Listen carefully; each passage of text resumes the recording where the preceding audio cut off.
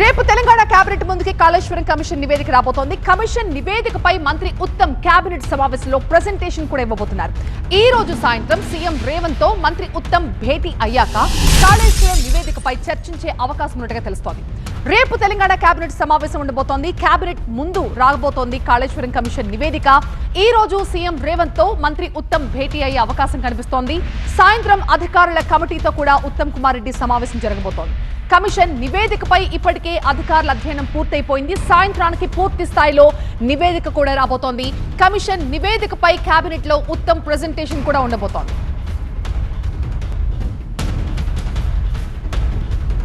So రేపటి cabinet భేటీ చాలా కీలకంగా కనిపిస్తోంది. మా ప్రతినిధి అశోక్ మనకి లైవ్ లో జాయిన్ అవుతున్నారు మరింత సమాచారంతో. అశోక్,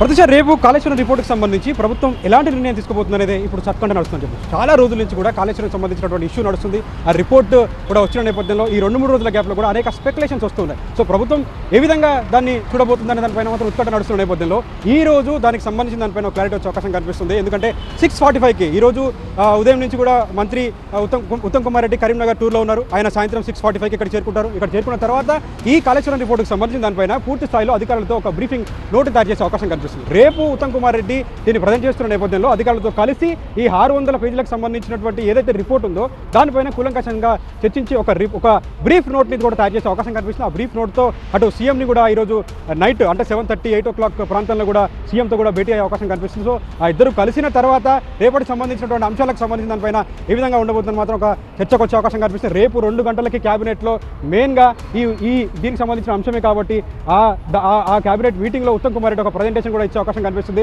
సో ఆ ప్రజెంటేషన్ ఇచ్చిన తర్వాత మొత్తం క్యాబినెట్ కూడా ఒక డెసిషన్ తీసుకునే అవకాశం కనిపిస్తుంది. సో అది ఏంటి అనే దానిపైన మాత్రం ఒక ఉత్కంఠ అయితే నడుస్తుంది చెప్పచ్చు. ఇప్పటికే అనేక ఆరోపణలు వస్తున్నాయి. మొదటి నుంచి కూడా అనేక లీకులు కూడా ఈ రిపోర్ట్ వచ్చిన తర్వాత కూడా కనిపిస్తున్న నేపథ్యం మనం చూసాం. అటు 3 అంశాలకు సంబంధించిన పైన మెయిన్గా అయితే ఫోకస్ చేసిన అవకాశం కనిపిస్తుంది. మెయిన్గా కాళేశ్వరం సంబంధించి ఏటీఎం లాగా పనిచేసింది వీఆర్ఎస్కి అని కూడా చెప్పిన నేపథ్యం చూసాం. అలాగే ఆ ప్రాజెక్టుకు సంబంధించినటువంటి ఏదైతే స్ట్రక్చర్ ఉందో దానికి సంబంధించిన దానిపైన కూడా ఒక ఇష్యూ కూడా కొనసాగిన నేపథ్యం చూసాం. అలాగే ఏదైతే ఇష్యూస్ వచ్చాయో ఆ ప్రాజెక్టుకు సంబంధించినటువంటి ఇష్యూస్ వచ్చాయో దాని సమన్వయ లోపం అధికారులు కూడా కనిపిస్తుంది. కూడా మొదటి నుంచి కూడా ఈ 3 అంశాలకు సంబంధించి కనిపించాయి. బట్ మిగతా ఇంకేమైనా ఉన్నాయని మాత్రం వేచి చూడాల్సిన అవసరం కనిపిస్తుంది. ఈరోజు సాయంత్రం భేటీ తర్వాత ఉత్తమ్ కుమార్ రెడ్డికి ఒక బ్రీఫ్ నోట్ వచ్చే అవకాశం కనిపిస్తుంది.